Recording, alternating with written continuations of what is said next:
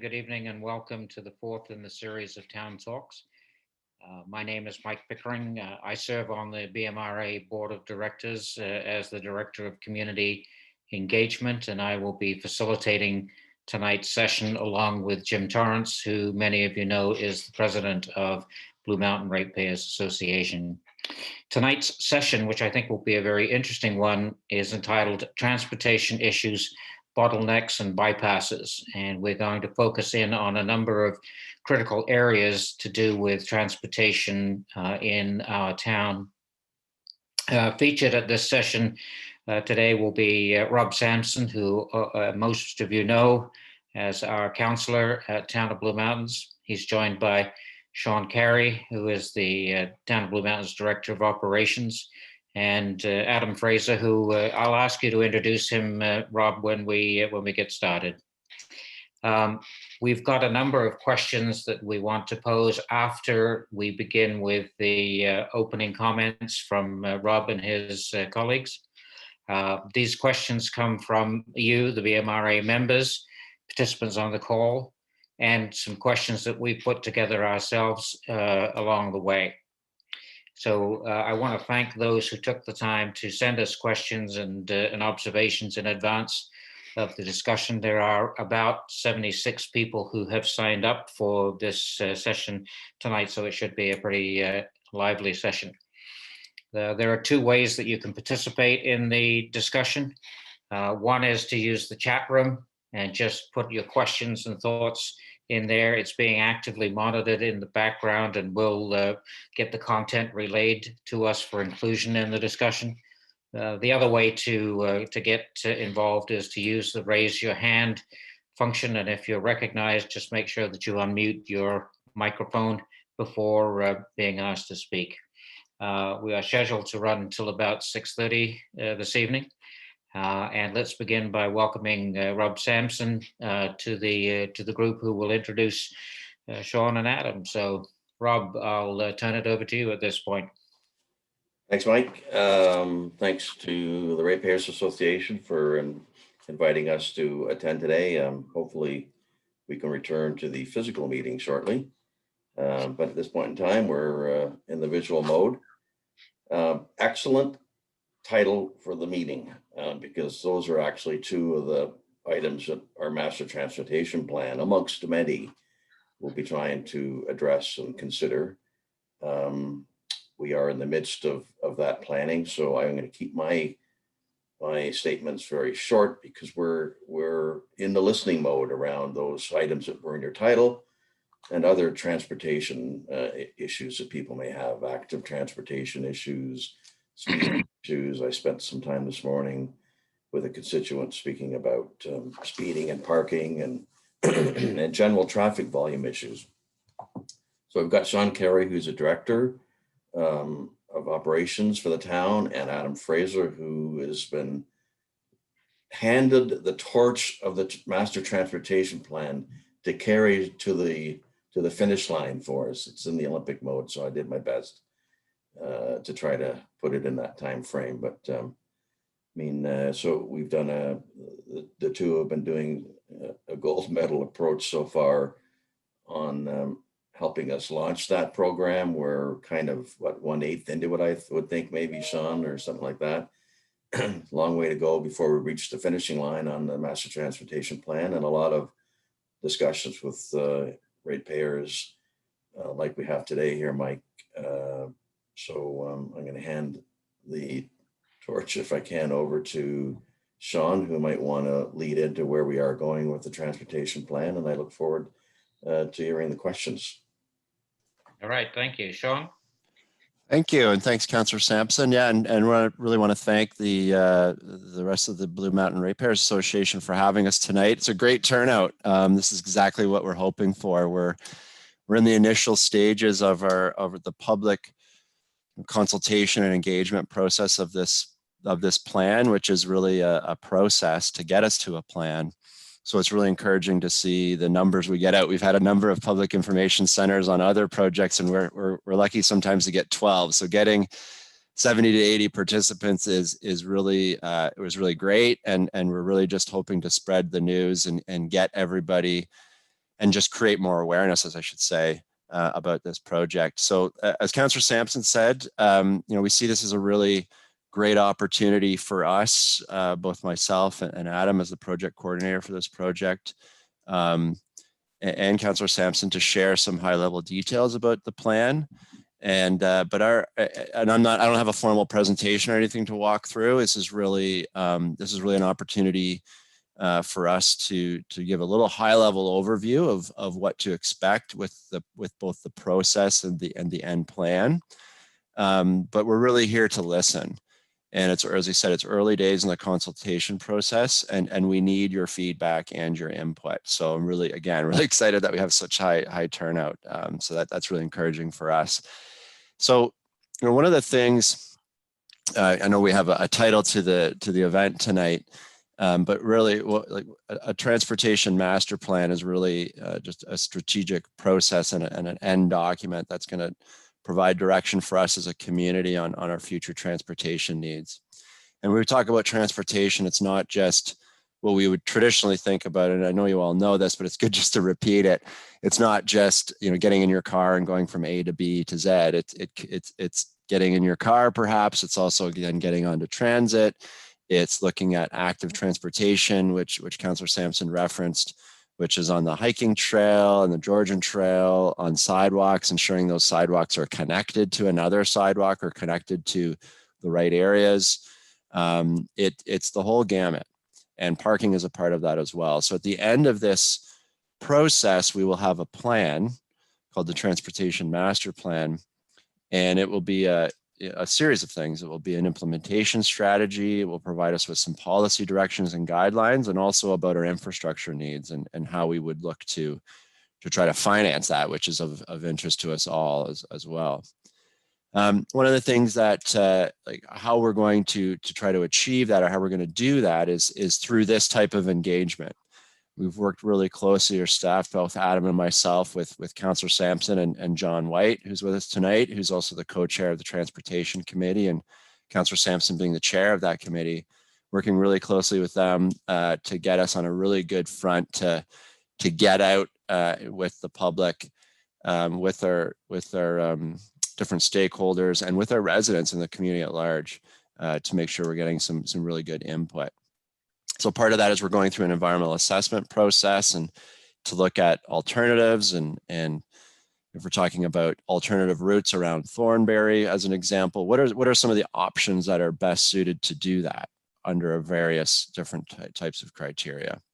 And so the core principles of good environmental assessment planning is effective consultation, as I said, transparency, and clear and documented decision making. So we see consultation as absolutely vital to having two-way dialogue. If we don't have community engagement and that two-way dialogue, the plan won't be what we were hoping it will be, and we see this as a guiding document into the future. So as I said, we're here to listen. I'll talk a little bit too about how to get involved. We do have a project website, and I'll turn it over to Adam in a minute just to introduce that site, because I think it's an important aspect around how you can subscribe to get information updates, and get yourself involved in the project. We have some really interesting public information centers coming up. We've just gone through a survey, and Adam will touch on that. But the other thing I just wanted to really quickly run through, and I won't be talking for too long because we're really here to listen, is there's a few highlights that both as staff and council, there's a lot of things going into the bucket of the Transportation Master Plan, which is why I have Adam here, and he's doing a great job on keeping us on track. So those highlights are what the Transportation Master Plan will look to include and to achieve is looking at a parking strategy, a comprehensive speed limit review, a public transit study, active transportation strategy. So active transportation being biking, cycling, walking, hiking, all of those kind of non-vehicular modes of transportation. A road rationalization and connectivity, which will include bridges. So that's looking at, do we have the right size of roads? Are those roads connecting to the right roads? Are they connecting to the right areas and community nodes? And then also with our bridges, are the bridges serving the purpose and the functions they need to? Also, and part of that and help guiding that is traffic modeling, and our consultant is Stantec as a consulting engineer, and they're doing some really interesting work around traffic modeling and using some interesting technology, using cell phone data to really look at patterns, and that will be super helpful in how we plan into the future and give us a really good basis point to go back to look to where things change, because we are a growing community. And I think it's really important that we have a good baseline to go back to. Now, I say all of those things, those are some of the highlights, and we're doing all of this, which I think is a really important aspect, because, and you're all aware of this, is we need to have a regional focus as to how we're looking and conducting the transportation master plan. Obviously, we have borders, but not all cars or people that are using active transportation or transit recognize those borders for good reasons. So we're really engaged with both our provincial and county partners, both Gray and Simcoe, Ministry of Transportation, and the adjacent lower tier municipalities. So they are actively engaged in our plan. And I do want to just end there with, the plan is the end point, and it's important, but the process of getting us to that plan is, in my opinion, the most important piece. Because if we don't get the process right, which is part of what tonight is about, is effective engagement and getting the word out there, getting awareness created. If we don't have that, then we don't have the best plan we possibly could, because we really need all the voices to be heard, and trying to address anything that comes forward, both from an opportunity or the good, bad, and the ugly, right? I think we need to bring that out. We need full transparency in order to have really good, effective dialogue and move forward towards the finalizing the transportation master plan. And as I said, this is just the beginning. So I'll stop talking. And Adam, did you want to just pull up the project website quickly? Sure, yeah, I'll share my screen here just a moment, and we can kind of walk through what the project website looks like. There we go. I'm trusting everyone can see my screen now. Mm-hmm. Excellent. So the town of Blue Mountains uses a platform called YourView, and this is applicable for really any major project town's undertaking. So we have a dedicated page for the transportation master plan that looks as you're seeing here. So just to walk through what's offered on this page, Sean and I are listed as who's listening, and we have a project email with the town that really is the main funnel for back and forth dialogue. And now that our project is making some headway, we're starting to get a bit more activity through that email, which is great. We've kind of put at the top of the sort of content here really a quick bullet section for project updates. So here we can see we have our Notice of Public Information Center 1. What's interesting with this, and a lot of environmental assessment projects, I should say all of them, have some degree of a public information center depending on the scale of the project. Now, because we're in a virtual setting due to the pandemic, a lot of these public information centers have gone virtual, right? But what's unique about this one is, instead of it being a specific date or time that you have to attend in a virtual setting, this is kind of taking that presentation almost like a drop-in option, where the video of the presentation is available online for almost an entire month through this website. So we've essentially put together for this stage of the project really a collection of our assessment of kind of what's our community status right now, collection of information of what's our baseline that we can then plan to in the future. We also have a monthly newsletter that we're putting out to go in the project updates here, and other pertinent information summarized pretty quickly here. And on the right-hand side, we have a sort of stay informed option. So this is pretty critical that, for those who want to stay informed, we send about an email a month or so, just to give subscribers the option to stay informed. We don't want to send out too many emails, so we're sticking to around one a month, but this is great for those who want to stay connected with the project. We also have some key dates here for things that are upcoming. So again, we've added in the Public Information Center 1 dates. And the survey that Sean had mentioned, we had, it ended on July 16th. So we had roughly 250 survey responses, which I'm actually pretty happy with. That's relatively consistent with expectations through our communications team and other surveys that the town has conducted. So we're currently going through some of those results that will be really informative, along with the Public Information Center, to look at how we approach the coming stages of the project. So we've added a bit of an overview of really some language here about what we're trying to achieve, and what role the transportation network fills within a community. Again, on the right-hand side, we have some documents related to our notices and our newsletter updates. And then here under this sort of process section, we've added a new graphic here that I think I can zoom in on a bit. For those, a lot of content to pack into this graphic here, but really what this does is it breaks down the environmental assessment stages. There's phase 1 and phase 2. So phase 1 being identifying the problems and opportunities. That's kind of the community assessment or baseline to understand problems and opportunities that we want to overcome. And then into phase 2, we're identifying alternative solutions, and then moving toward an implementation strategy. So this image, we actually will be updating come July 29th, once we are in the sort of online PIC, so PIC's Public Information Center. Once we're at that stage, we'll be able to update this graphic to put us in that stage. So you can see later on this summer, we'll have a report that kind of summarizes our activities within this phase 1, and then moving on into phase 2, where we have a slew of options for the community to get involved for our consultation, as well as specific stakeholder and technical advisory groups to help guide. These are kind of, I guess, stakeholders and technical representatives from neighboring municipalities, and as Sean mentioned, the Ministry of Transportation and representatives from different tiers of government to really, for one, be informed, but also help us build our strategy as well.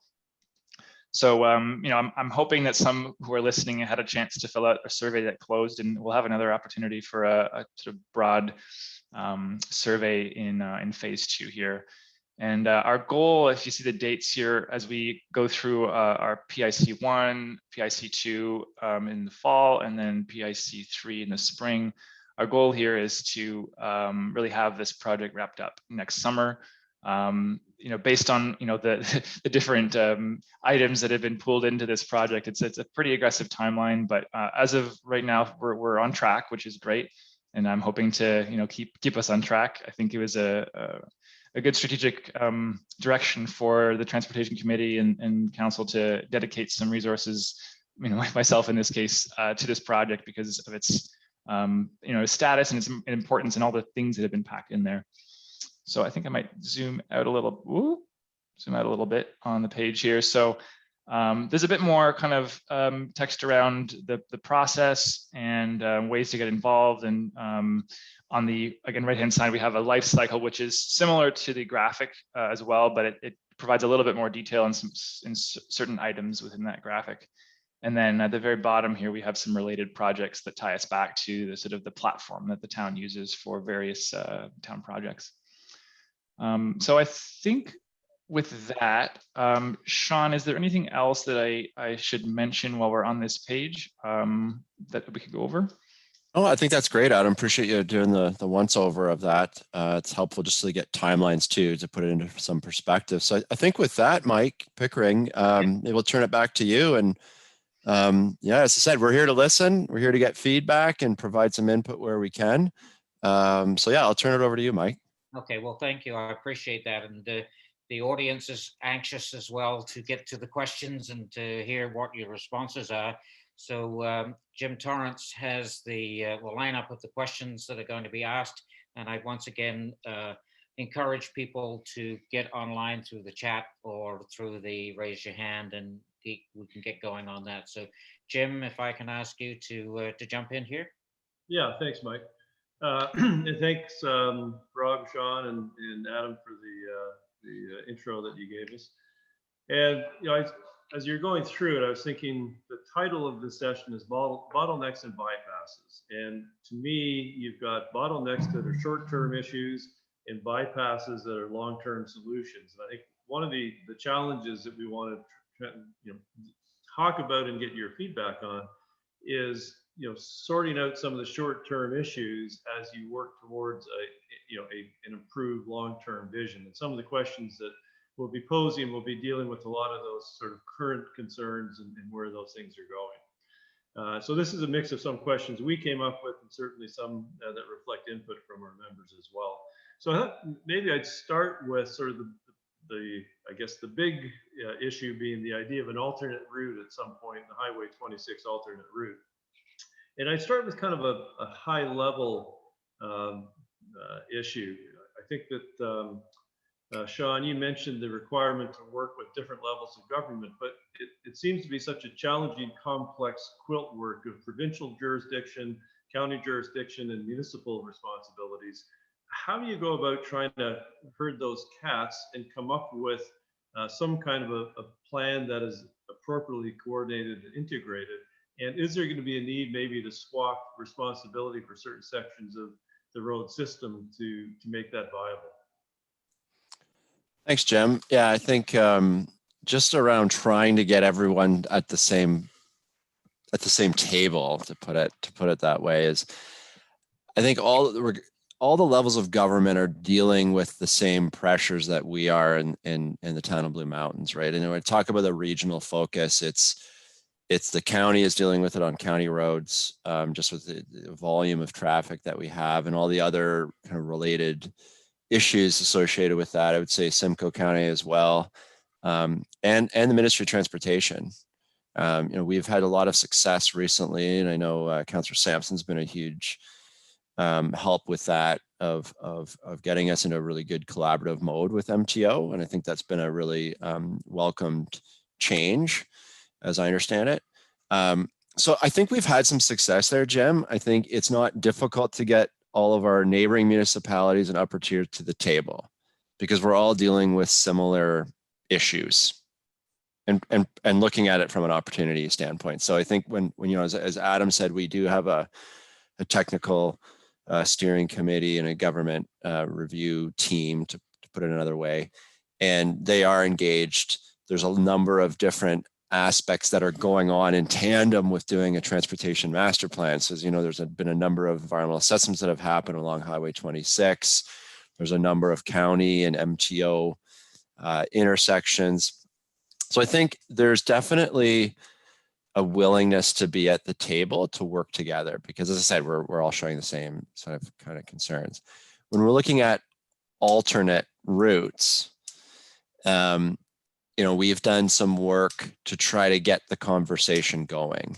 That's part of it, is who's going to pick the ball and run with it. And then like a relay, we'll use Councillor Sampson's Olympic analogy, keep passing the baton along in unison. And I think, John White has been as part of the subcommittee with the Transportation Committee, and myself and another member of the committee, we've been working on options around kind of constraints and pros and cons around different alternate routes around Thornbury, for example, and what are the things that would help with that, and what are we trying to achieve through that? Is it the movement of goods and services? Is it, there's a whole slew of things we've been looking at. So I think the idea behind that, Jim, is to really get us on some solid ground with some work underfoot already, so that we can start the conversation and we're not kind of starting it flat-footed. So I think we're in a good place to really get that. We've already started the conversation, and part of that is, what is the role of the county? What's the role of MTO? Because if you're looking at a full true bypass, similar to what MTO did around Wasaga Beach or Stainer, for example, like that is a true bypass. There's no other incoming roads to that. So there's options, right? But that's a very long-term option. So it's a long-winded way of answering your question, Jim, but I think there's willingness for people to get to the table because we're sharing the same growth-related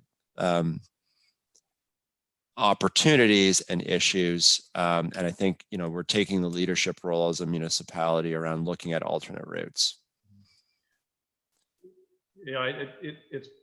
It's good to hear that the other partners seem a bit more willing to come to the table. I guess, the concern is, as I understand it, some of this thinking started a decade ago with the idea of widening 26 to be, in essence, a bypass.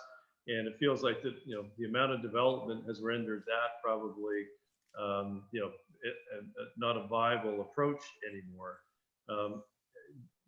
What kind of a sense of confidence do you have that those partners are willing to actually expedite the exercise, given the fact that it feels like there have been some false starts in the past that haven't really advanced the thinking really that far forward? Yeah, I think, Jim, one of the key, as I just mentioned earlier, is MTOs being very open to looking at being a partner in trying to deal with that, right? I think they've come to the table with solutions, and it's not all generally about it. And I don't want to say it's all about engineering, but there's a mix of the experience as a user of the road and engineering. And so I think they're open to looking at solutions that they may not have previously. You know, with the Highway 26 speed reduction, they're continuing to do a number of monitoring activities because they've committed to say it's not just this is what it's going to be forever. It's let's continue to monitor. We know that this is a growing community. We know there's it's a hotspot for people to come to visit, and we need to continue to assess and monitor and impact more change if necessary to deal with that. So I think they're recognizing the issue, and they've come forward with looking at solutions and reaching out to us. They've been, I can't say enough about how collaborative they've been. They have their own mandate, obviously, but they've had a bit of a change in leadership at a staff level. And I've really seen a difference, particularly even coming from the province. I've seen a difference. So I think they just recognize the change that's happened very quickly in this area. And where we may have been 10, 15 years ago, they know that we need to impact some change. And I think it's also a big credit to our council about reaching out through whether it's Roma or AMO to invite the Minister of Transportation up and talk about some of the challenges we have. And I think that's also helped get MTO to the table and looking at solutions in a shorter amount of time. And go ahead, Jim. So I was going to say, is there any sense of a time frame or process in terms of how this therefore might move forward and start to, or continue to get traction, I guess I'd put it? I think through this actual process, through the Transportation Master Plan, I mean, we have some dedicated contacts from MTO that have been actively involved. They understand, I believe, our challenges and again, turning those into opportunities through this process. I think this has been the real opportunity, because a big focus for us when we were setting up this project was to look at the Highway 26 corridor, because it's a major backbone through the community. And so we must have MTO at the table and willing to engage, which they are, to come up with a good strategies to go forward. And Jim, the regional mayor CAO meetings that are now happening is another forum where this is going to be talked about, because at that table you'll have Collingwood involved, basically South Georgian Bay mayors and CAOs now sitting at the same table talking about issues that are common amongst all of them, transportation being one. Yeah. And I think that a broad observation is just recognizing it's a lengthy process, but the pressure point that residents feel based on the increasing traffic levels makes it harder for people, I think, to be patient with what is by definition a lengthy process. So I guess to the extent to which you can keep people informed in terms of how it's going to play out and the progress that's made over time will be important. Because I think the next topic of discussion is to talk about, okay, we've got the bypass, which is going to take a while, the bottlenecks we're experiencing now, and I think it's talking about the bottlenecks and how they are going to be addressed, I think is the next focus of the discussion. Mike, did you have something you wanted to add before I move? Yeah, I just wanted to be quite specific. So what you're telling me in all of this is that we do not have a quote alternative route to 26 just yet, and it's a long way off. Is that my interpretation of the short answer? Well, you just say yes and no. I think if depending on what you're looking for an alternate route, if it's a brand new corridor, that's going to take more time. If it's using our existing corridors, it's potentially a shorter period of time. And that's what I was referencing. We are looking at that right now. We've done a kind of a desktop exercise, not using our consultant, but just internally and with our subcommittee, including John, which includes John White, to look at, shortlisting some options. And I think that will serve us well, as we said, from just to get that conversation going and started, so that we're not flat-footed going into that conversation, and that we have some information to share and perhaps some preferences around where we would want to see an alternate route go forward. So I don't have a great answer to your question, Mike. I think it is a process. I do want to say, though, back to something that Jim had raised, and I think it's important for the listeners, is one of the things that was really helpful for us going through the speed limit change process on Highway 26 was everyone that wrote in and everyone that raised their voice, whether they were in support or in opposition to what had happened or just a concern, because we were able to share that information with MTO. And I think that was really helpful as part of the conversation with us, with the town staff, and with MTO to get further along, to help them understand what the community is feeling. So I just want to reiterate that I think that this process is also helpful. So that's why we're here tonight too, is to raise some awareness, get input, regardless of who the authority is for what road. We're steering this process for our community. And the more input we get, that we will share that with the appropriate stakeholder or provincial agency or county because we do have them engaged. And I think that's a really important piece. I just didn't want to miss that. We do need to hear from everybody about some of the challenges that you're facing, whether it's on the Highway 26 corridor or elsewhere, because we do need that information to help, help with getting to the outcomes we're looking for. Well, I think the key thing here is that there's an increasing sense of urgency around these things. And I think when we look at long-term plans, people get a little fidgety about that. We understand there's a process, but let's get on with it and figure out what we're going to do with a sense of urgency. Anyway, Jim, back to you. Yeah, thanks, Mike. So I guess that looking at sort of the more immediate and midterm time frame, be interested to hear thoughts in terms of, for Highway 26 as it currently exists, what are some of the pressure points that you've identified, and are things being considered such as passing lanes or even roundabouts, which I know are more substantial, but as it's going to be another year before the plan is completed, over that period of time, what are some of the I guess the enhancements, the investments that are being contemplated for the route of 26 through the town of Blue Mountains? So one thing that I could point at is that we've had EAs, environmental assessments, that have been done in the past, and we have one that have been completed, one being Grey Road 2. So that's one that MTO is looking to do an intersection improvement at Highway or Grey Road 2 and Highway 26 pretty shortly.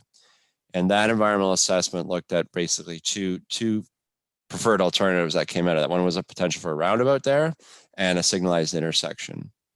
And so in looking at that, that provides us with some opportunities about, okay, what should we do with local roads to help enhance all of that around what MTO is looking at. So that's one thing that is coming up quickly, 2022, 2023. So we're just about to engage in MTO with some Adam and myself and others to look at, okay, what is that going to look like? What does that mean from a timing perspective? So that's moving along. I think they fully understand some of the issues that are associated around there with the Georgian Trail crossing, as many of you have experienced, I expect, of just trying to get across Highway 26. They've done some signage improvements recently just as an interim step, but part of that Grey Road 2 intersection improvement at 26 is to deal with the realignment of the trail that makes it safer for pedestrians to get access across. So that's really encouraging. The other is an environmental assessment that is 3/4 of the way through on a Grey Road 19 to 21 corridor assessment. So there's some improvements that they're looking at there. We're still having conversations with MTO about that, and mainly there's been a lot of time has changed. Even in 5 years, things have changed, right?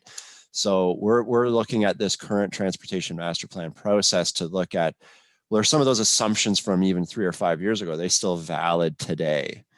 And trying to validate some of that through our existing process we're undertaking right now. So, there are a lot of things that I would say a lot, but there's a lot of things in the docket.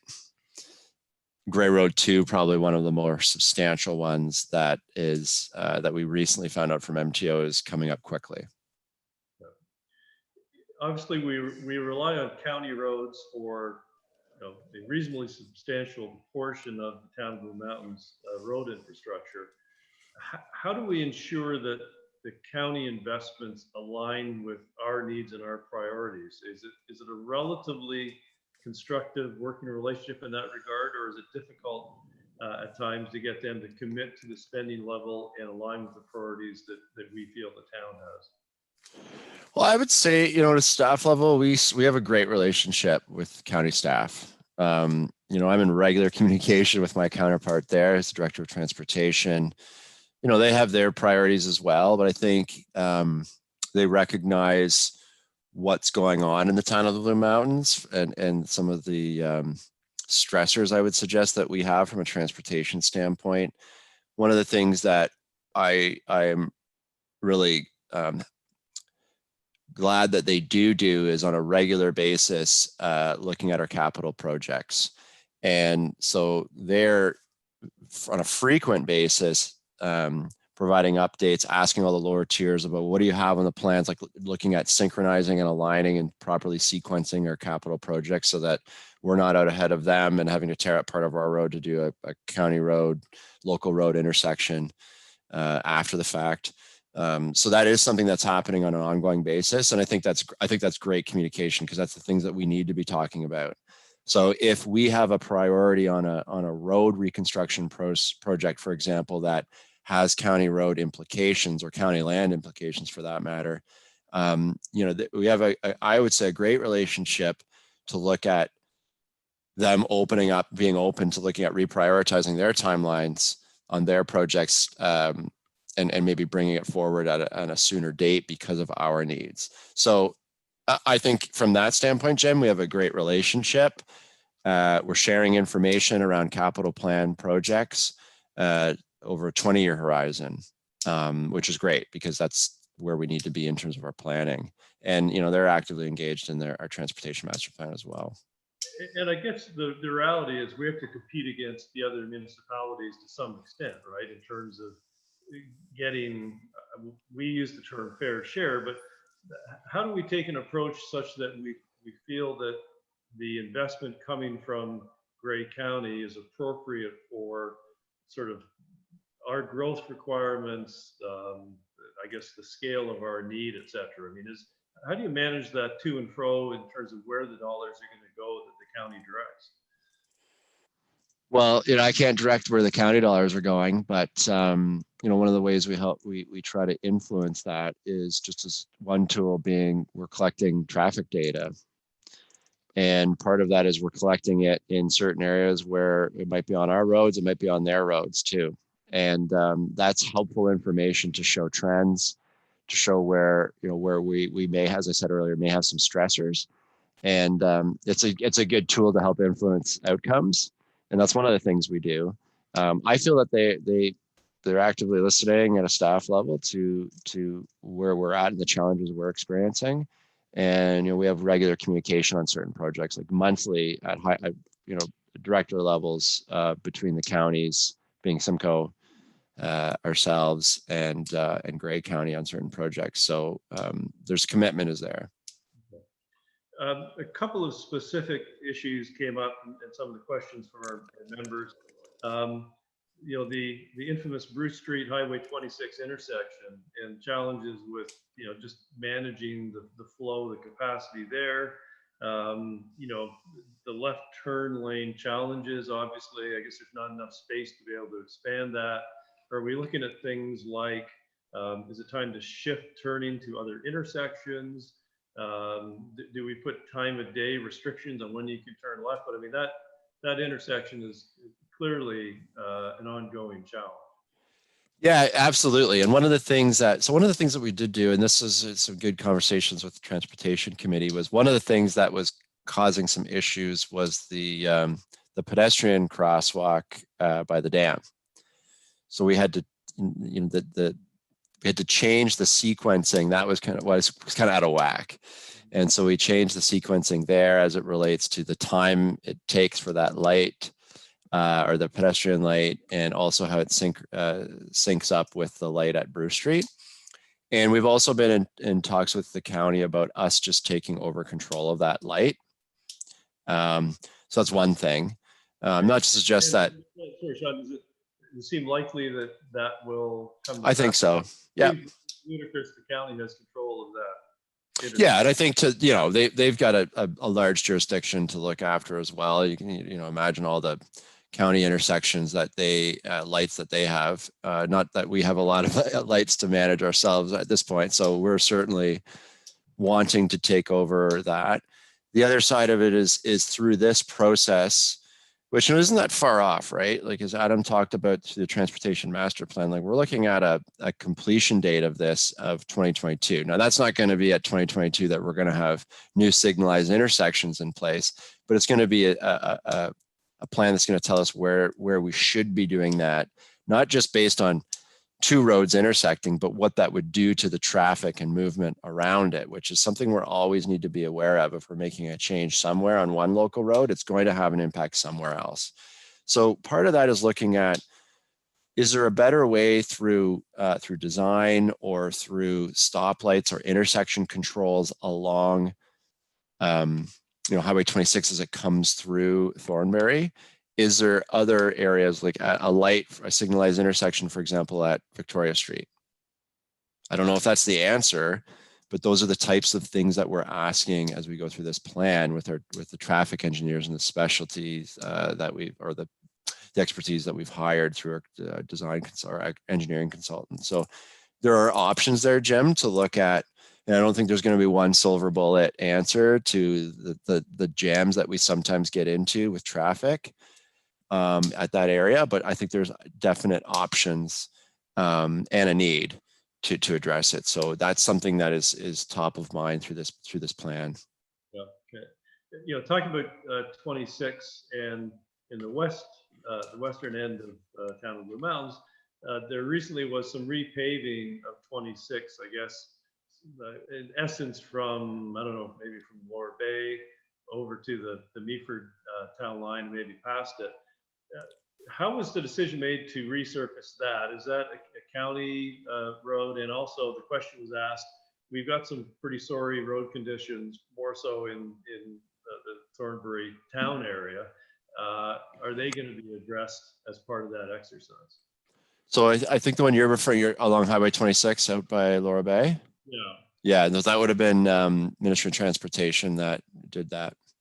It's their road, and as it goes through Thornbury as an example, that's we work with the county and MTO on that. So we do recognize that through 26 as it comes through, it's the connecting link, right? That comes through Thornbury. That's what that portion. That's what the connecting link portion is.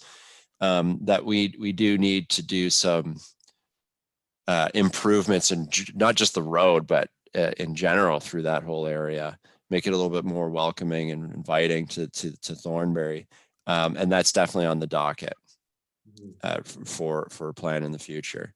And then the other roads, one of the things that I'll put out there too is like most of us are visual people, and one of the things that we've been doing with just capital projects in general, but mainly from a roads perspective, is mapping out what roads are going to be resurfaced, what roads are going to be reconstructed in what year, so that residents can look to our website and get a sense of understanding when things are going to happen.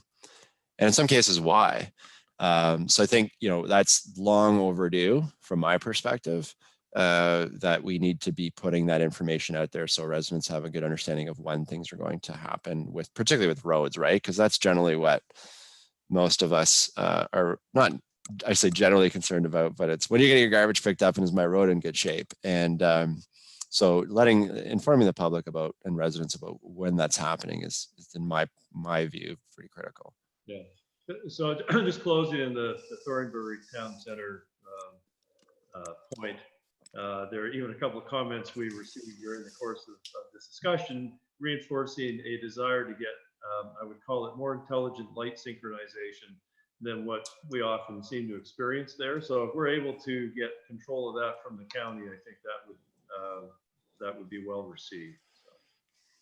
So, speed limits is another area that gets talked about a lot. I guess a broad opening question. What steps is the town of Blue Mountains undertaking to address speeding issues on roads throughout the town? So, I mean, concerns about speeding, speed enforcement, etc. What are you able to share with us in terms of speed limit related activities? Yeah, so there's been, I'd say it's always been there, right? Everyone, we often would get in even pre-COVID, we would get concerns about speeding, but I would say that since COVID, and I don't know what the correlation is, but we've got more concerns raised about speeding. And so some of the steps we take is,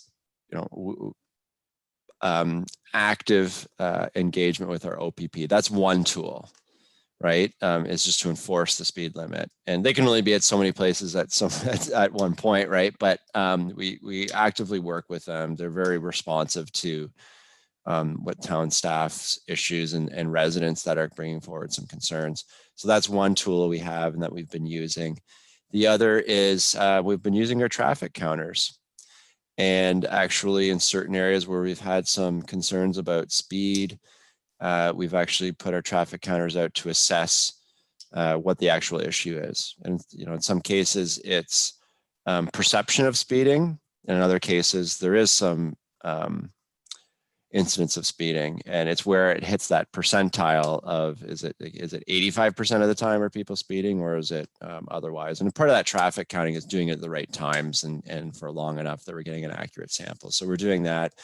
The other thing that we've been doing, and I believe it's set up right now on Lansdowne, because we did receive some complaints about and concerns about speeding along Lansdowne as a result of the construction and temporary closure of Beaver Street. We set up you may have seen it, the radar that shows your speed. I don't know, for anyone who's ever driven through one of those, you're like, uh-oh, and right, and you see your speed, and it's a short-term deterrent, right, I think, but it also provides us with some great data because we can actually look at it. So those are a couple of the tools we're doing as an interim basis. So to deal with speed, there's a whole pile of things you can do. You can look at how you design your street. The use of stop signs in some cases may work, in other cases stop signs don't work to reduce speed, because as I said, it can push the problem elsewhere.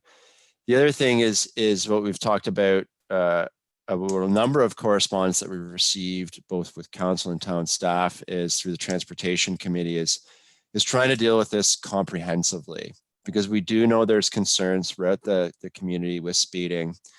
And one of the big bucket items for our transportation master plan is a comprehensive speed limit review. So what we'll be looking for our consultants is to provide some recommendations based on kind of our road fabric, where we're seeing volume, where we're going to model that out as growth continues, using some of our existing traffic data, and suggesting where we need to change speeds, in some cases where we might do the opposite, depending on the purpose. So that is a huge component of the transportation master plan. And we knew we needed to include that because we've heard a lot of concerns from residents about speeding. And I know that's an issue in Collingwood as well, that their council's actively trying to address right now as well. So those are a couple of things, Jim, that we're actively looking at. I think there's an interim solution there to try to gauge the problem, and then also looking for some solutions in a comprehensive manner through the plan.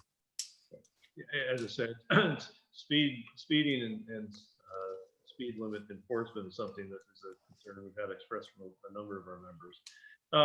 The Georgian Trail crossing improvement, you mentioned that the work on 226 intersection over time is going to allow for a realignment of the trail and maybe a safer crossing.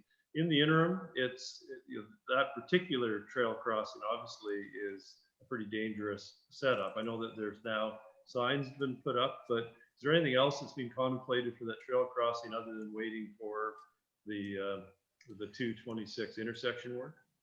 Yeah, to my knowledge, Jim, no. I mean, that was one of the things that we had flagged with, and MTO was aware of this because staff have been raising this for some time, obviously, with MTO.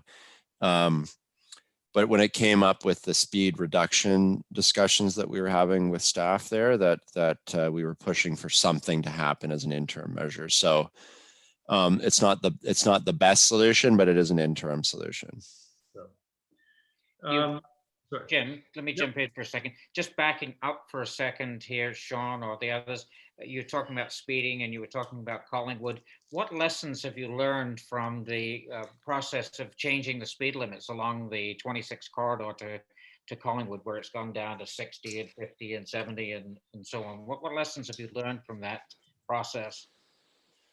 Well, I could tell you, Mike, from a user of that section of the road every day going to and from work. I think just personally, I'd like I would like some consistency in the speed. Mm-hmm. But I get on the other hand where MTO was looking at from a engineering standpoint and strictly there was a reason for why they came up with that. But I think with lessons learned is how to engage with others. And I think for me, one of the lessons learned has been, and I've had lots of interaction, with MTO over the years, being in provincial government for about 15 years. And, when coming to the town, one of the things that I think helped reset the conversation for me was just going into it with an openness to come up with solutions in more of a collaborative partnership mode. And I feel that that's where we ended up. I mean, I think there was a couple of issues with the speed limit reduction that we weren't entirely happy with, but I would say from a staff perspective, on whole, we understood where they landed. And I think on top of that is working together. It creates this kind of openness to look at other solutions. And I think part of that is MTO jumping into the fray here and continuing to do monitoring and assessment. And they've made a commitment to us as a town that they're going to continue to do that, look at traffic counts, pedestrian counts they're going to be looking at. They're going to be looking at the ins and outs, the turning movements at the provincial park, at Craigleith, and a commitment to adjust where they need to. And I think a lesson learned for me anyways was going into that dialogue with an openness that we're going to try to come forward with some solutions and have a collaborative approach. Now, I don't know if anyone else wants to speak to that, Adam or Councillor Sampson, but that's from my perspective, Mike, a good lesson learned from that. Rob or Adam? Yeah, I was going to, sorry, go ahead, Adam.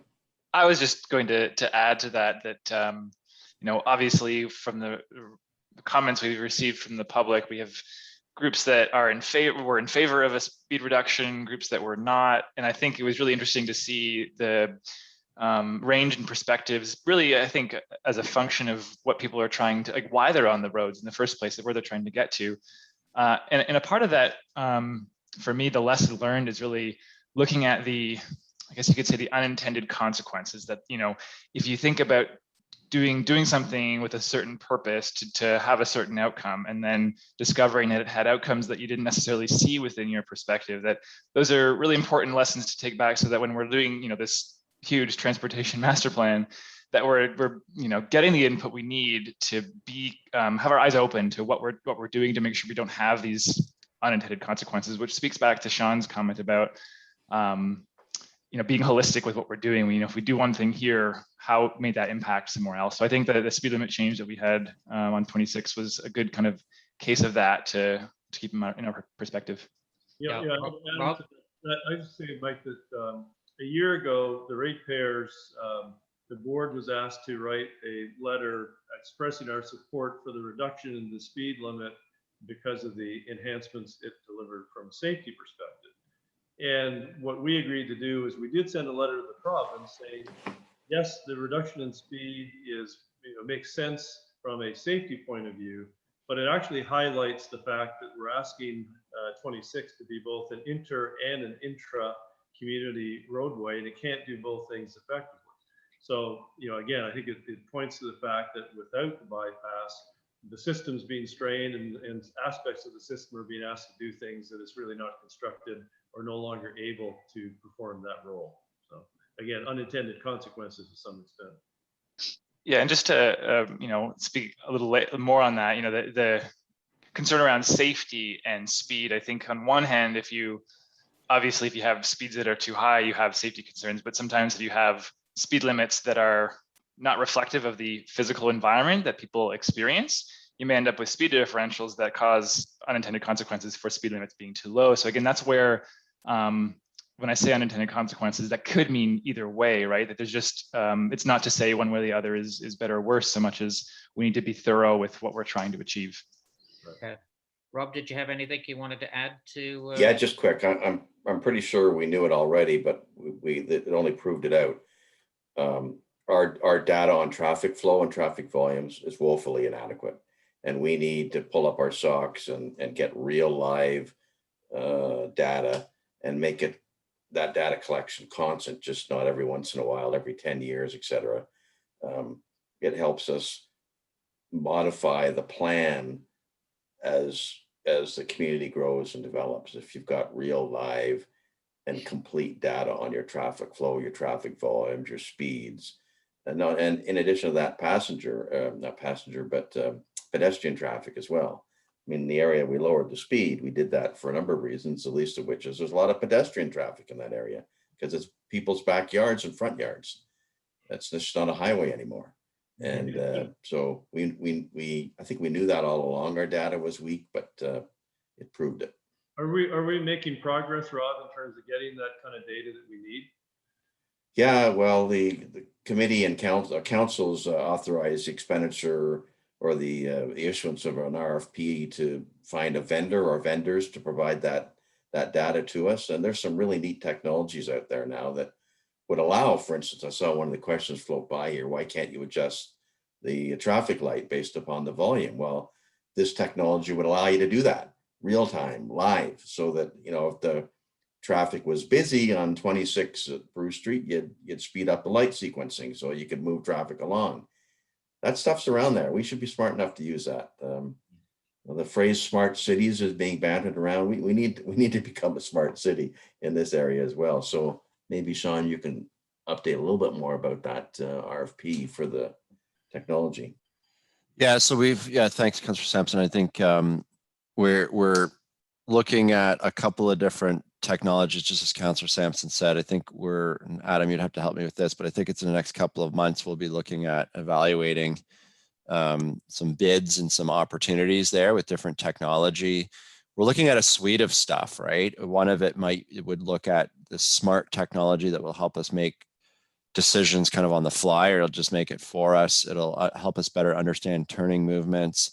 And then there's portable units that we're looking at as well that we can place up around the municipality based on seasonality or what have you, to add to our existing traffic counters that we already have and we're continuing to use, so we can get a little bit more of a better, robust traffic counting system in place. So I think we're a couple of months out from getting into the weeds on what some of those options are through that RFP process. So it's exciting. It's some exciting stuff that's out there, and I know Adam's done a great job of dealing with reaching out to some of our other partner municipalities that have adopted similar technology to try to help us understand what might help us better understand our situation, and more importantly, what are some of the solutions that can help us manage traffic flow and understand traffic volume in a better way. We think we had a couple of other safety related questions. I'll just put them out now briefly. One is specifically, what can be done to improve pedestrian safety crossing 26 in the Foodland Plaza area, i.e. Victoria Street and 26? Is that something that you're giving thought to? Yeah, absolutely. And that was kind of and I know we've received some correspondence, a number of correspondence on that exact issue, Jim, because it is a connector, particularly on the other side of Highway 26. There's, you know, it's a connector down to the water, et cetera. And so I think, you know, one of the things that we're looking at through the transportation master plan and that we're highlighting is what type of, I think we're probably looking at some form of signalized intersection there, whether it's a pedestrian crossing or it's an actual traffic signal at Victoria Street. I think Victoria Street will likely be, you know, I think it's almost functioning as a collector, or will almost function as a collector. And that collector means something, right? But I don't want to get everyone too razzed up about the term. But I think, you know, we've talked about it at the transportation committee where we need to do something. And we have chatted with MTO and the county about that. It wouldn't be too onerous for us to look at getting a warrant, and the warrant shows that there's the numbers exist to warrant some type of crossing there. And the other thing that comes with that that's great with the connecting link, as I referenced before, there's lots of provincial funding available for connecting link program. So that's something that we're certainly looking at. Thanks.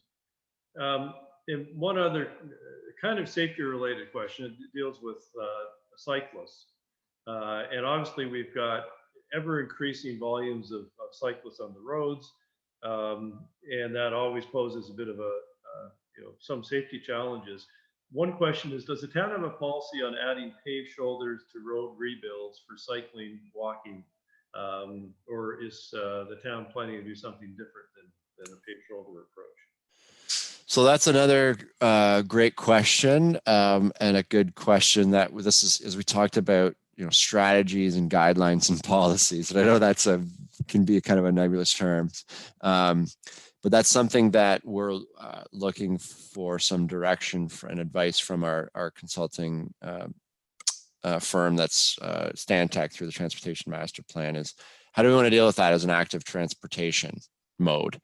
And you know, as you know, the county has recently come out with their plan around cycling and so, you know, we need to be able to be in a position to respond to that for our own local roads, and, you know, what that would look like and what the cost of that would be, all those things, and safety obviously is paramount.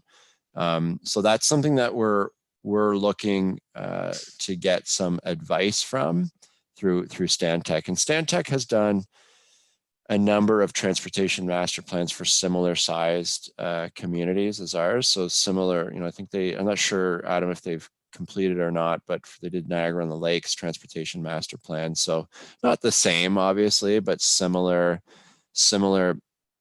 constraints and opportunities, I'll call it, to what we're kind of dealing with from a transportation perspective. So cycling is certainly on the radar. It's not going away, obviously. We don't want it to, but we need to provide a safe environment for it. So that's what we're looking for out of this process.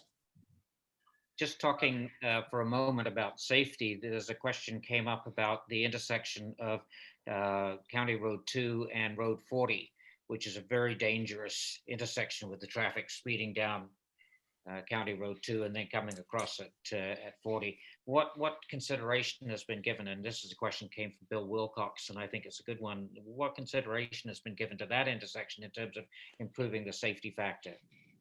So those are two, you know, so it's good information to get. And so this is where I go back to my earlier comment. You know, that type of input is helpful for us to understand. We don't have any control over those two county roads.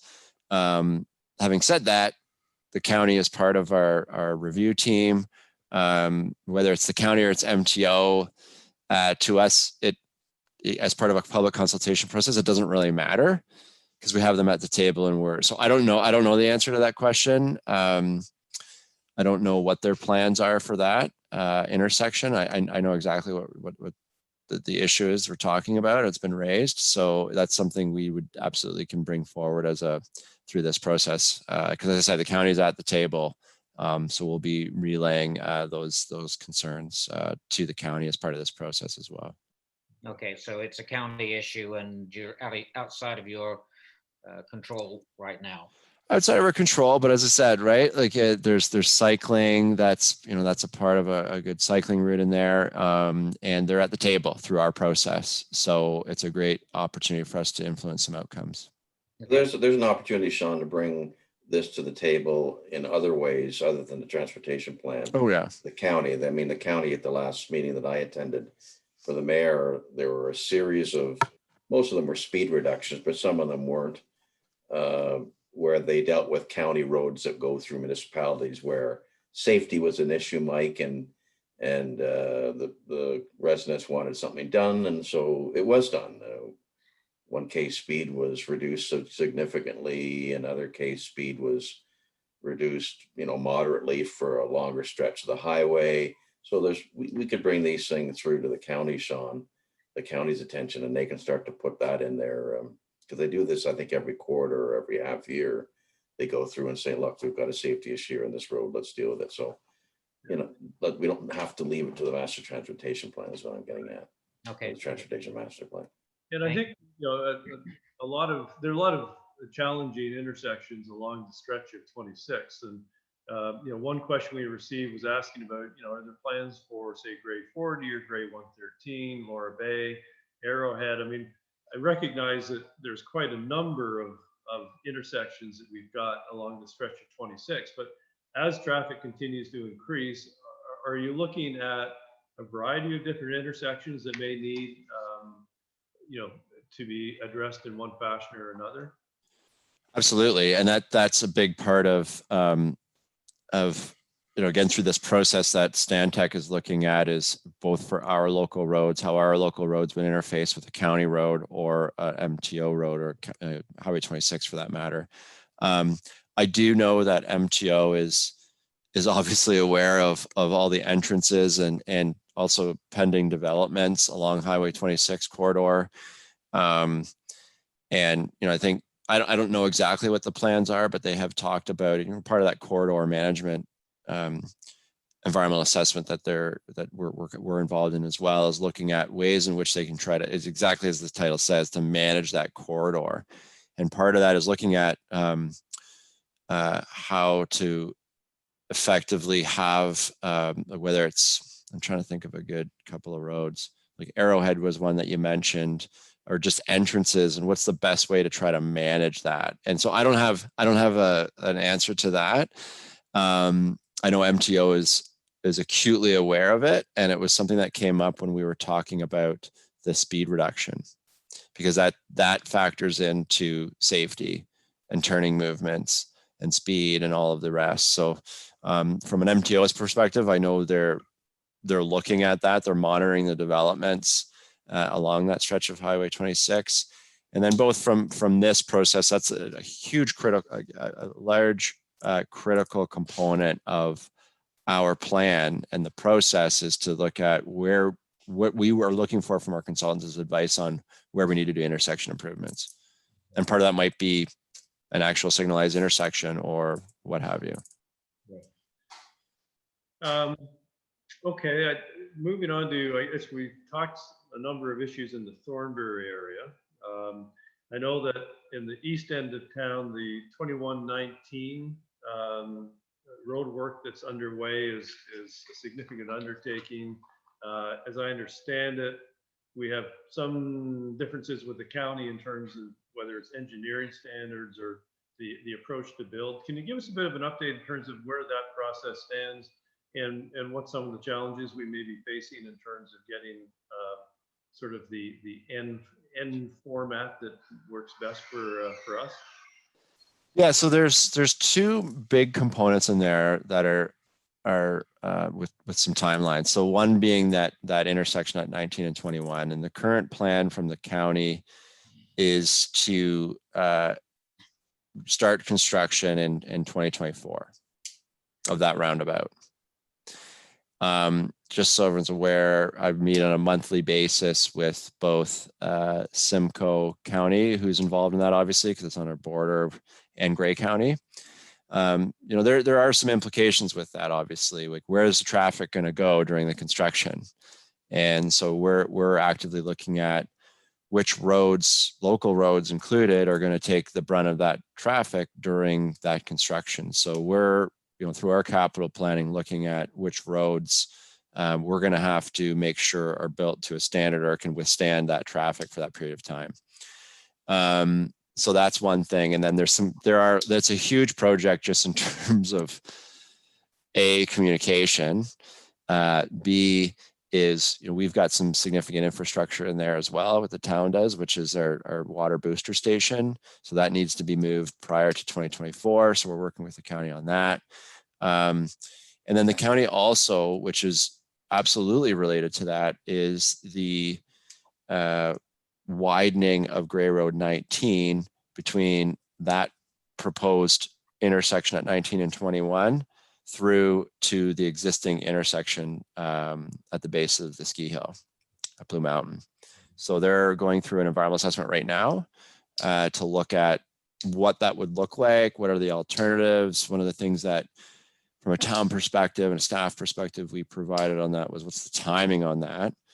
How's the county going to include active transportation in that project, right? And connectivity associated with that. So we're keeping a close eye on that project as well, because it does have implications for us in the movement of traffic through that area. So the other aspect I don't want to, before I forget, is there was a temporary stoplight put at Crosswinds, which is the light that goes into Windfall subdivision. And that went up last year, I believe, Councillor Sampson, yeah. And that's late February, yeah. Right. And that's an interim measure because there's a roundabout going there as well. And along that road, Jim, that's a county road, that's 19, right? And unfortunately, the county, in their design standards, say that road's not designed for pedestrian traffic. I see a question's popped up on the screen here. There is a heck of a lot of pedestrian traffic along there. Yeah, it's basically a resort area. Mm-hmm. So we need to somehow convince the county that section of the road, even from the Crosswinds intersection all the way around, needs to be considered, a road through a recreational area, and it needs to be pedestrian friendly, or people are going to get hurt. And so that's going to be part of our discussion. We'll have them again. It's not a road we control, but it's certainly areas we can highlight that where improvements need to be made in part of our planning, or before that, should they need to and want to pay attention to some changes here. Yeah, which is another example of how seemingly or unnecessarily complex the whole multiple jurisdiction model is with road, responsibilities and who's making decisions about what. I recognize it's the world that we're currently living in, but it really feels like another example of how the three layers of government are just inevitably going to trip over one another in some situations. It's more than three. It's Simcoe and Collingwood on the other end, right? So you actually have five if you want to be more specific. Wow. We need to make sure that we're not designing our plan in a silo, and I think the committee and council's been and staff are fairly well focused that this is a regional plan that we're building. It will have implications on Collingwood and the Meaford side of the town border. Right. Okay.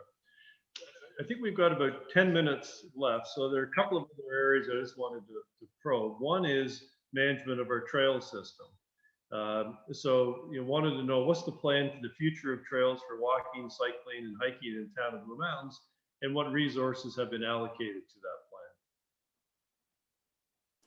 So yeah, great question. So a couple of things.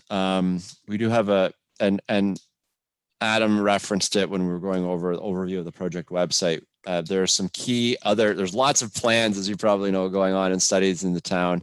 One of them being the leisure activities plan, and it has a component of looking at trails. We also are, through this transportation master planning, kind of dovetailing with that and looking at active transportation as well, right? So pedestrian movement, trails. So if we're looking specifically around the Georgian Trail, I know there's been some safety concerns raised along the Georgian Trail as well. It's being more actively used now than ever, particularly since we've opened it up for winter use, which was great and great use.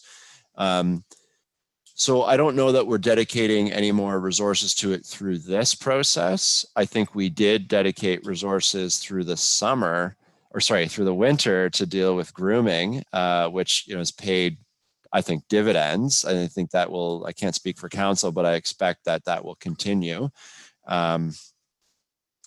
So yeah, trails is definitely one. I think the other piece that if we want to talk about trails in general, there's lots of trails, right? I think there's the Crown owned parcels in our community, like the Collapore Wilderness area. There's the Pretty River Trails, there's Laurie Forest.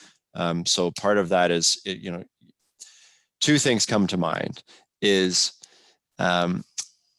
parking and infrastructure to support safe use of those trails, because I don't think the demand for that is going to diminish that much in the next couple of years, because people have now recognized those trails and kind of how wonderful they are. So we're working with a variety of partners, provincial, MNRF, Ontario Parks, Bruce Trail Association, et cetera, to look at a strategy around where we would look at providing the adequate infrastructure to support that. So we're not creating, from a transportation perspective, hazardous road conditions with parking. So that's happening. And then the other side of that is just looking at the ecological carrying capacity of some of those spots too. So you build infrastructure. Are you enticing more people to come? And I don't even want to go down that road because it's going too far down, pardon the pun, on a different topic. But it's certainly something that is part of an overall parking strategy we're looking at in the rural area. It's not something that's necessarily pinpointed into the transportation master plan from that perspective. But trails, we recognize through COVID, just the trails and it heightened the need for more strategy around active transportation. A, managing it. B, having the right connections. Like a sidewalk to nowhere doesn't help. So we're looking at that. I know council's aware of that. We're trying to get that fixed up, and just where we can provide connectivity of trails, the better, and in a safe environment. So that's saying a lot without saying much, but it's definitely on the radar. So that's a good segue to park. You mentioned parking is one of the issues with regard to trailhead capacities, et cetera. So we talked about parking more broadly. What is the perspective in terms of how effective the new parking controls have been? I mean, this is busy summer period, a lot of visitors coming to the town of Blue Mountains. Where do we stand with enforcement efforts, and are we tracking revenue against expenses given the investment we made in more bylaw officers and kind of focused on parking infrastructure issues? Yeah, and it's a great question. I know, we've invested in more bylaw officers to enforce additional signage that we've put up. One of the things, and I might ask Councillor Sampson maybe weigh in on that. It's kind of outside of my bailiwick with where we're going with bylaw, but I know he's been right involved in those discussions. Yeah, I think, one of the things that we've been really trying to manage from a road safety perspective is dealing with, particularly in the winter, was a problem in multiple areas, as everyone's likely aware of, where we were creating hazardous situations by on-road parking in the rural areas, where we couldn't get a snowplow down the road because there's parking on both sides, and it was creating actually a hazardous condition, not to mention a fire truck or EMS couldn't get through. So that is on our radar, and something that we were trying to manage last winter, and just, continuous improvement. But maybe I'll turn it over to Councillor Sampson around the question around investment versus what we might be getting back on a revenue standpoint. Yeah, Jim, it's a regular question every month when what's called the financial flash report comes to council. We're challenging staff to provide us with that ROI, return on investment analysis, so we can get some sense as to whether or not the investment we made in parking and bylaws is above water or below water as it relates to fines and fees, et cetera. I think we're now just getting the data that can start to give us a sense of that. This is a project that we implemented last summer, late last summer, actually.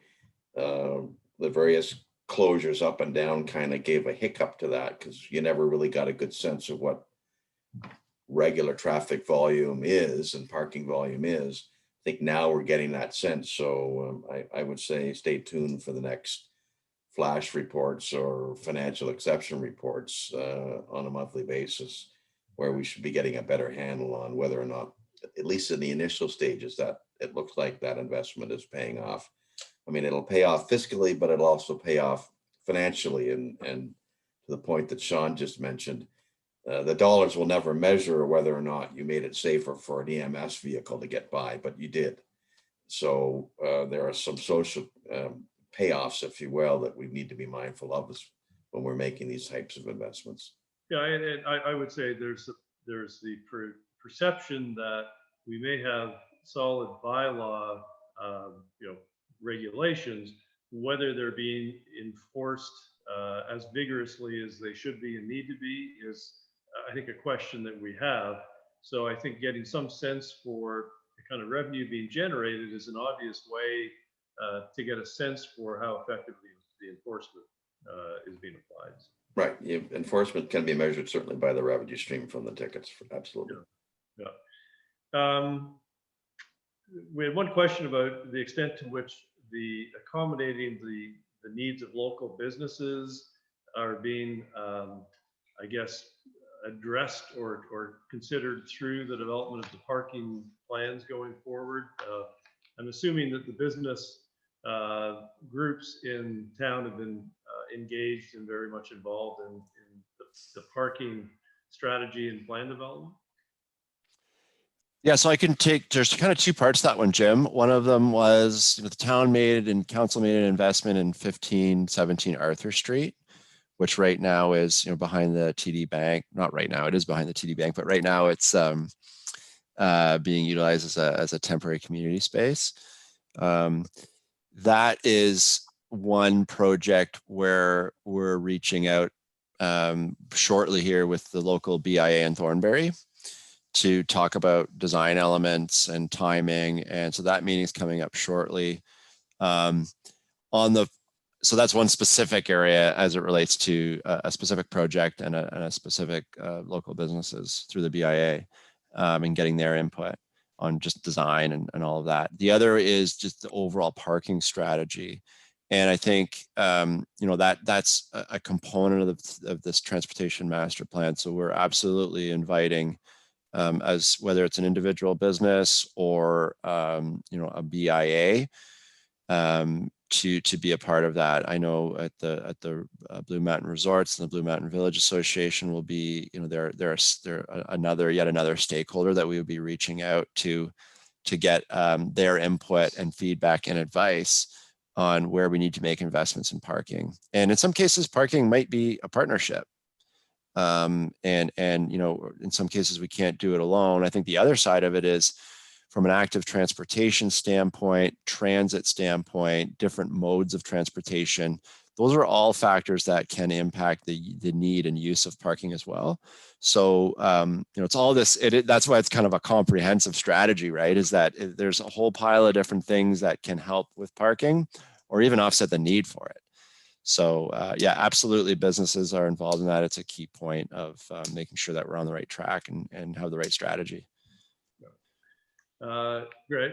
I've just got a couple of questions on road allowances before we finish up, and then I'll just have sort of a general observation. So with regard to road allowances, a recent town report showed over 25 unopened road allowances with water access and no issues with deeded access. Why have these areas not been opened up for public use? So right now we're going through, as I referenced before, the leisure activities plan. And, we were part of that last year. We were struggling with what to do with parking as well as it relates to those unopened road allowances that are at the waterfront. And that's when there's decision made to look at those and categorize them through the leisure activities plan. And I believe that's coming to close to being finalized, is that plan. And so I would encourage everyone to have a look if you're interested in that. That there is some categories of unopened road allowances, and there's like you said, 25-ish across the waterfront, where that leisure activities plan is kind of setting out the direction for what we would do with them. So certainly it's on there's a reference on our project website that Adam had up earlier. So for those that are interested in looking at that, that's the mechanism or the report to look at. I don't know, Councillor Sampson, if you wanted to add to that. Yeah, and that plan is approved by council. So Jim, the next step is for the council and staff to go through and allocate those road allowances into the various categories that the leisure activity plan established. You got to make sure that you don't turn a road allowance into a beach when it's not. It has no services for a beach. There's no washroom facility, no parking. So let's not fool people that all of a sudden it gets a beach access. But it might be okay for local access with people with their canoes, or just want to go out and take the dog for a walk, etc. So that kind of stuff, the staff will now take the direction by the plan and start to implement that plan, if you will, by saying, okay, this particular road allowance falls into category. I can't remember whether they were numbered or lettered, but category 1. This one's category 2. And that kind of stuff. So it's a work in progress now that the plan has been established. Yeah, because I think road allowances are interesting kind of sub-segment or sub-element of broader transportation issues, because we also had a question on why is the town not eliminating the sale of unopened road allowances, and instead using them as public spaces, adopted into the trail system for storm water management. Are we taking a broader look at road allowances and what we have reserved, how we're intending to use them in the future more broadly? Well, this council's already passed a motion saying we are not going to sell them. Previous councils have. So we may be dealing with some of the remnants of what previous council decisions, but this council's already said road access, road allowances we're keeping, we're not selling. And I think we've had 3 or 4 or more come to us with the requests, and we flatly turned them down. As I said, previous councils, I think, have done that. They've actually sold road allowances or transacted on them. But this council has not. Jim, let me jump in here. We've got 2 minutes or a minute left. Yeah. So any final thoughts that you have, and then I'll talk it up. Yeah, thanks, Mike. I was going to say yes. I'll let you do the close. I was just going to make one sort of broader observation that the fact that we are working on a comprehensive transportation strategy certainly is a critical thing that has to be addressed. It's a concern for all of us when we see the amount of development that is underway, and even in the eastern end of Meaford, there's a huge development that's occurring, and there's real concern about the capacity of our system to be able to manage that growth. It's always a case of, it's unfortunate that it wasn't started years ago, but I guess that's an issue maybe with prior councils and with the priorities that you had early in your term. But we hope that this is something that plays into even into the next election campaign, but certainly the next term of council is going to be critical for pushing the implementation of a lot of these things. So appreciate the fact you've come and shared a lot of the thinking. We'll continue to track this because there aren't many more things, I think, of greater importance and concern than the capacity of our transportation system to meet our growth going forward. Okay, thank you, Jim. And in the interest of time, let me just close off this session with a couple of observations. First of all, thank you to Rob, Sean, and Adam, and particularly to Sean, who carried a heavy load through that whole process. I would really appreciate you coming here and sharing these things with us. One of the things that you said at the beginning of the session was that you liked the process of consultation and hearing from the people who are on this particular session. We have a number of questions that we didn't get to, or observations that we just didn't have time for it. But what we're going to do is we're going to collect those questions and we'll forward them to you just so that you can have a look at them afterwards. I think it provides some interesting reading. And with that being said, and with the thank yous there to Rob, Sean, and Adam, I suggest, since we're now at 6:30, it's time for us to close this off. Thank you, Jim, for co-facilitating this and asking the questions and driving the conversation. And thank you to everybody else. Good luck with your consultations and deliberations going forward. And we'll talk to you soon, I'm sure. Okay. Thanks, thank you. everybody. Okay. Please subscribe to the website. Thanks, John. Thanks a lot. Thanks, everybody.